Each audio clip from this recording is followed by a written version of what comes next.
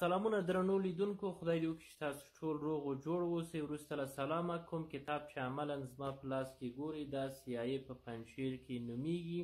د دې کتاب لیکوال جنرال ګیریشورون ده چې جنرال ګیریشورون په افغانستان کې 36 کاله کار کړی او د افغانستان له تنظیمي رهبرانو قمندانانو سره له ټولو سره له نږدې کار کړی او له ټولو نه کافي اندازه باندې شناخت لري چې ډیره برخه د د کار له احمدشاه مسعود سره ده. کله چې امریکایان پر افغانستان یرغل کوي نو له شروع نه دی خپله قصه په دغه کتاب کې لیکي چې د کومه ځایه څخه راغی، څه یې وکړل، د چا سره یې اوله کتنه وکړله. نو په دغه کتاب کې تاسو کولی شئ د دغه کتاب په لوستلو سره د افغانستان په اړه له ډیرو ناویل سوي حقایقو څخه خبر شئ او هر هغه څه چې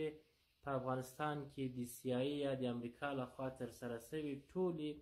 ګام په ګام یا قدم په قدم لیکلي چې کولی شي تاسو ته د معلوماتو په برخه کې ډیر مفید تمام شي.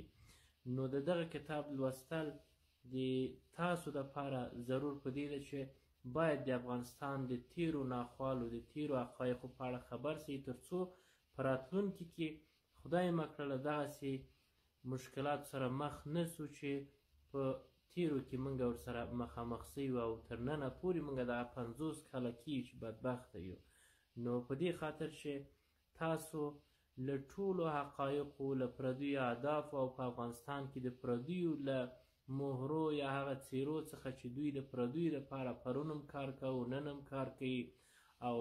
همیشه یې د وطن په خلاف کار